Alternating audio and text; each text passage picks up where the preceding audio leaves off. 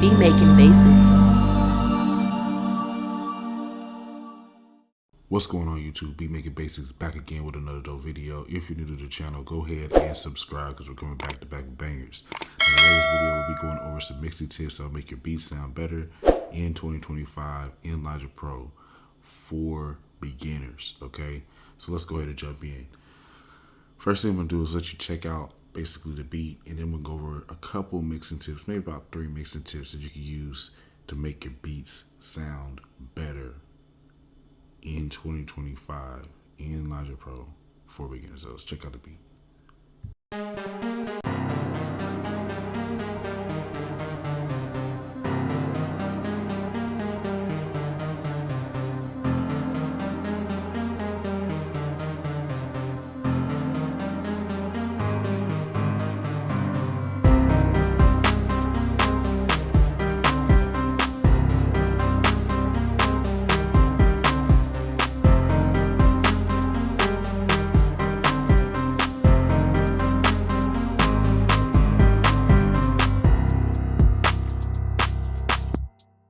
So that's about enough just to give you a feel of what's going on with the beat. The first mixing tip is going to be to get the proper levels, okay? So what we're going to do is come over here and click on the mixer window, and then we're going to go ahead and select everything. So I can just click right here, the end of our track, and then hold down shift, click the beginning of the track. What I'll do is I'll just turn everything down, and then what you want to do is come back over here to the project window and then put a loop over your hook. All right, the reason why you want to put a loop over your hook is because that's going to be where most of your sounds are going to be. All right, and from there, we'll talk about getting the proper levels. All right, so the first thing that I would suggest you do is get the proper level on the kick, snare, the clap, stuff like that first, okay? So what we'll do is we'll bring up the kick, just get it banging, hitting hard enough. So I'm gonna pull that up some, push play.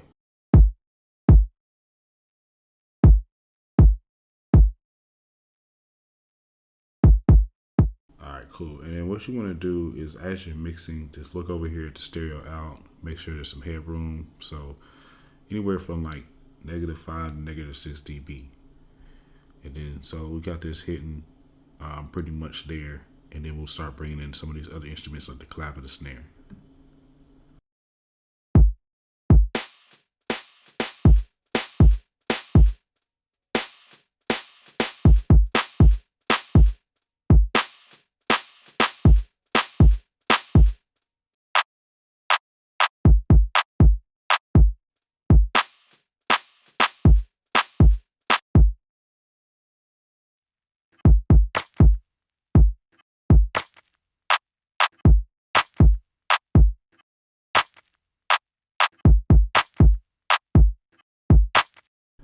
And the main thing is you want to hear that clap, that snare, and that kick the loudest, okay? You want the kick to be sitting pretty loud, but the clap and snare be like maybe a little bit under that.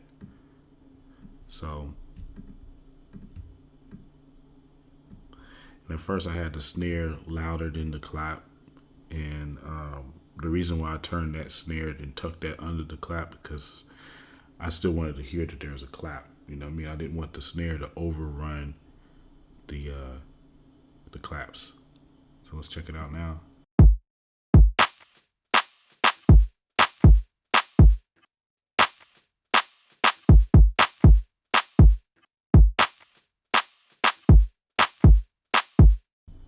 Again, we're making sure that there's still that headroom there. All right.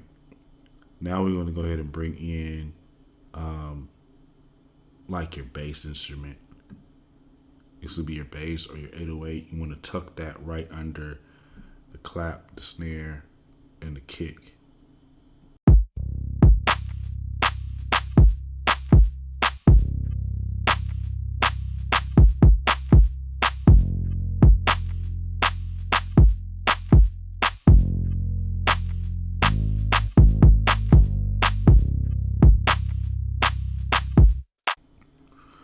Once you get those levels right, then you start bringing in a hi-hat and tuck that right under both of those, or all of that.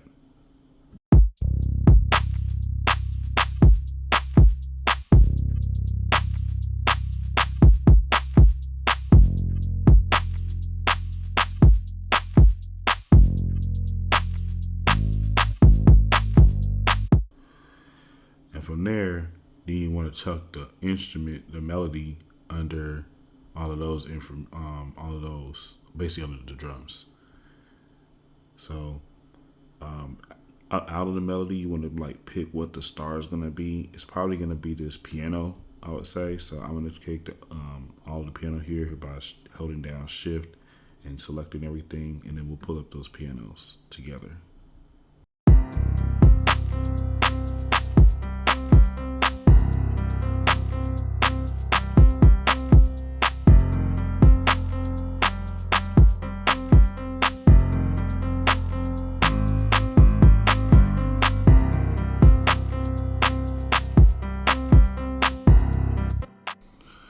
Now, if you pay attention to how the beat sounded when we first pushed play at the very beginning of the video compared to now, you can actually hear everything better. You know, the drums were kind of tucked in under everything on the levels before or previously. But let's go ahead and continue to bring up these levels here.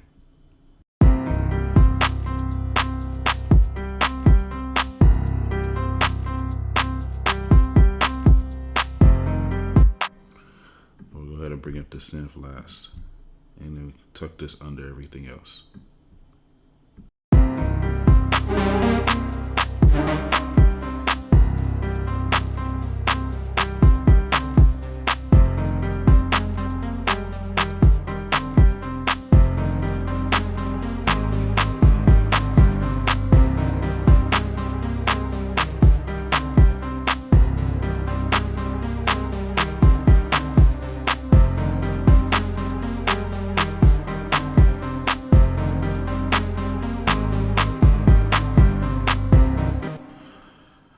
Bet.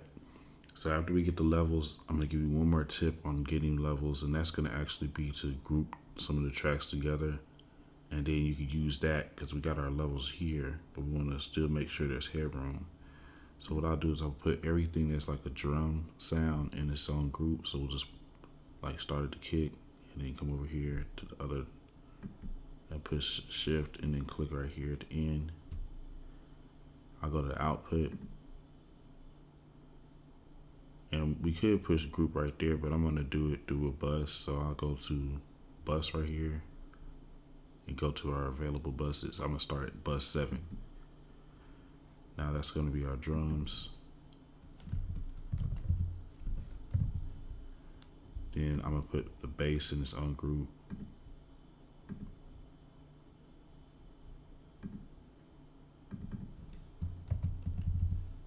And then finally, we could start with like the pianos.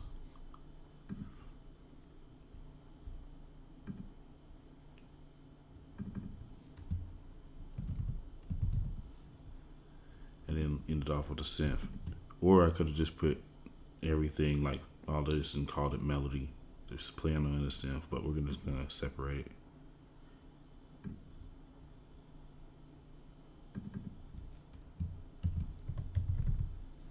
Now what that's gonna do is allow us to keep the same levels here, but we can control the overall volume here.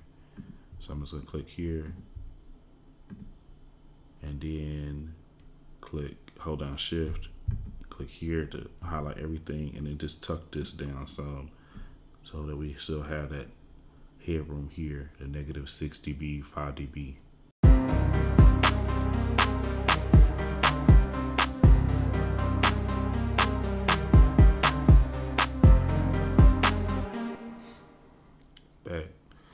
Now what we want to do, another mixing tip is going to be to like create space using panning, okay?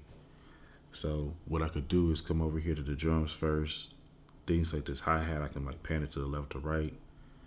One thing you want to do is make sure everything, like certain things are in mono. So we'll do that. This is already in mono, but if it wasn't, just click over here where it says input.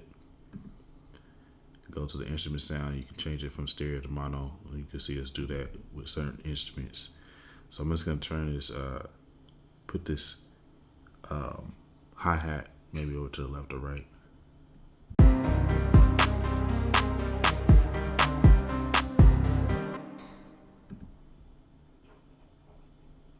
Okay, some instruments you can't change the mono unless it's like a audio file, but we can still kind of push it over to the left or the right, even in stereo.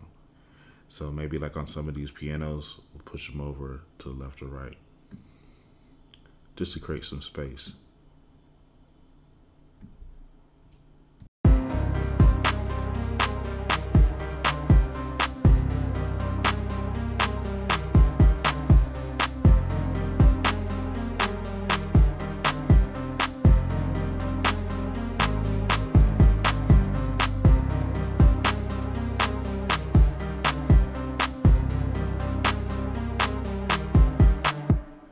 We'll do the same with the synth.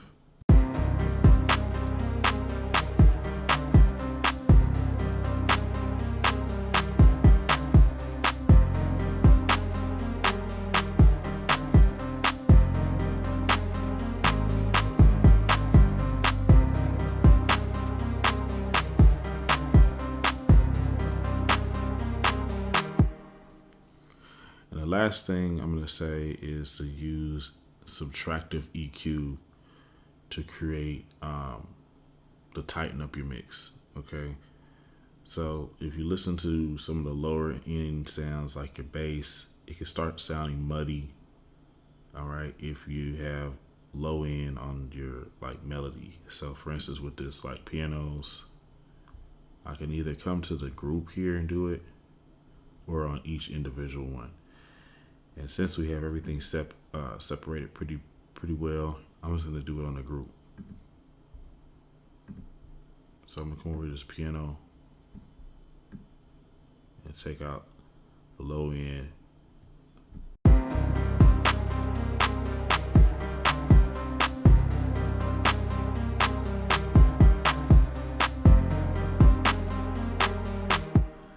You basically want to still hear the fullness of that instrument, but still cut out some of that low. And you're gonna hear that definitely a change in the mix when I do the synth as well.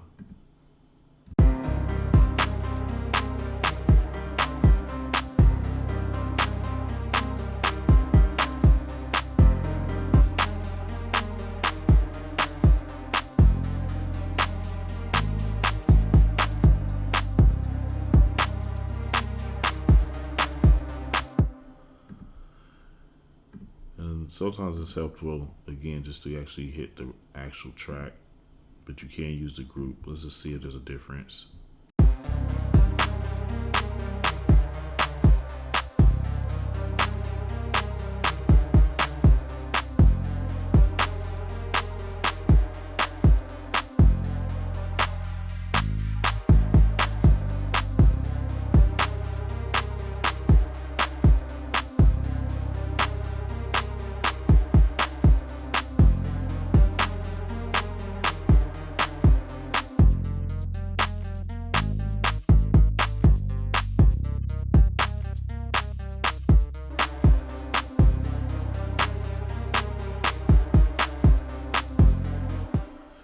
And if you listen, you can hear that bass a whole lot better because some of those lows on this like synth sound are not bombarding the low frequencies on this bass.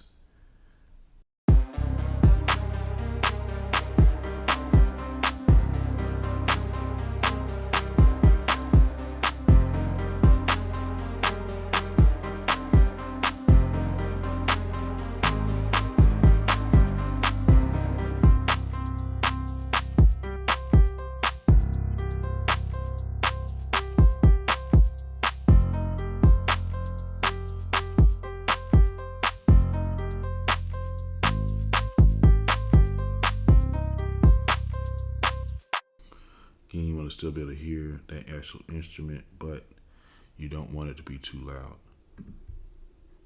I mean, not too, like, you don't want it to be too thin, excuse me. We'll go ahead and do that on all the piano sounds.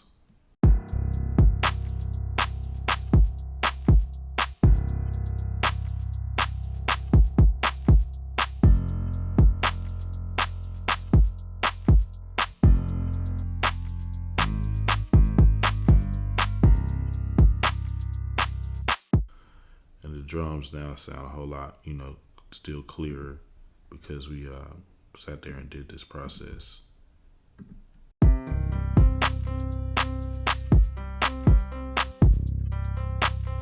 So this is an example of Too Thin.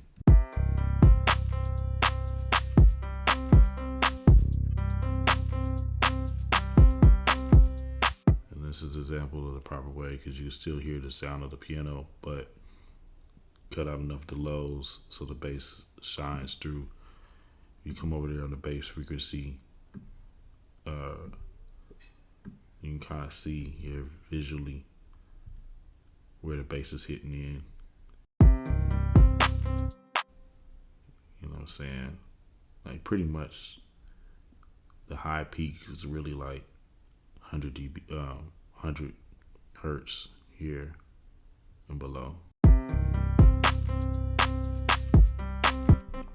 So if you look on all my tracks, you can kind of see where most of it time is cut there. This is just visually, so you kind of see what we got going on that. All right. And the last thing I'll say to do is you can add effects. And I would usually pick like maybe 1 or 2 instruments to add certain effects to, like say reverb. So I would say like we're gonna pick the high piano sound. Now we could just put the reverb directly on here, and actually it already has some reverb, but I'm gonna put some more reverb on it. But we're gonna do it through the sends, since we already have everything grouped out using auxiliary tracks. So if you go over here to the sends, go to an available bus, type reverb, and then we're gonna put the reverb on that actual auxiliary track. And technically any track that I want to put it on, I can go to the sends and then find the bus, and then I can just turn up the reverb there. So I'm just gonna say Valhalla Room. This is a third-party reverb, but you can put any reverb you want on here. Turn the decay up a little bit. The depth.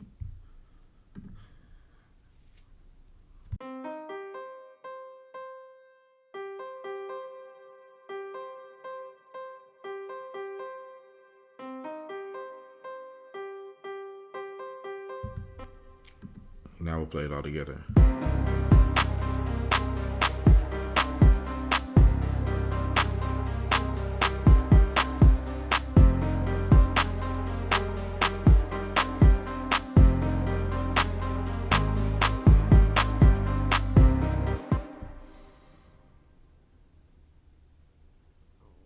And so now what I'll do too is talk about like using compression.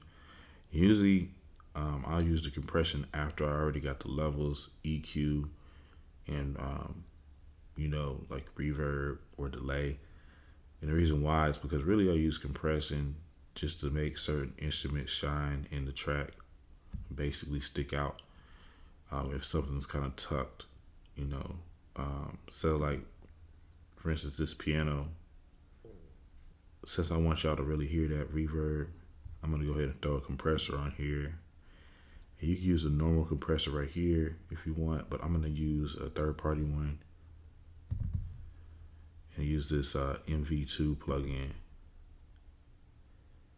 And basically what the compressor does is it'll take the high sounds and squish it, and the low sounds and squish it, and it makes it sound more fuller. So I'm just gonna come over here and do that.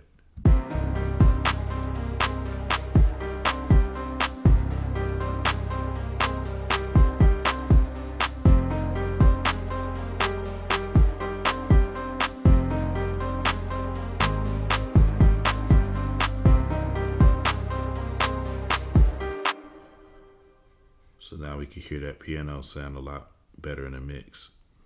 You could also do that like with your kick, clap, or snare if you need it. So we'll go to maybe like the kick, and we'll put a different compressor on it. But I'll just do a regular compressor just to show you.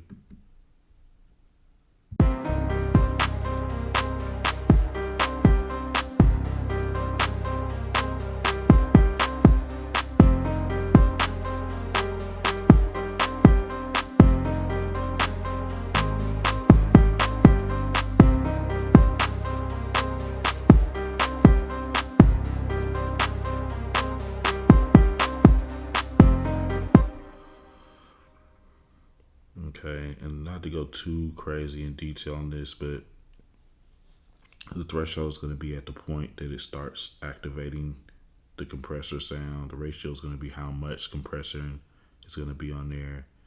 The tach is going to be how fast and the compressor is acting or being activated, and the release is going to be how long it's going to take for it to stop compressing it.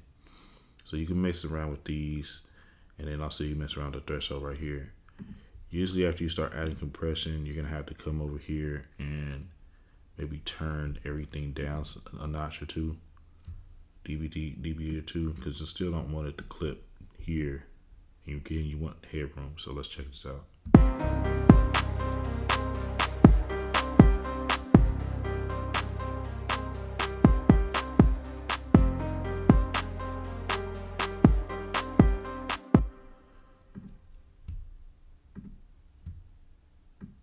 Turn it down some here.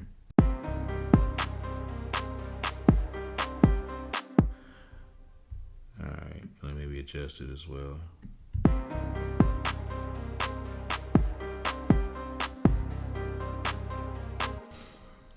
And don't worry if it sounds too low.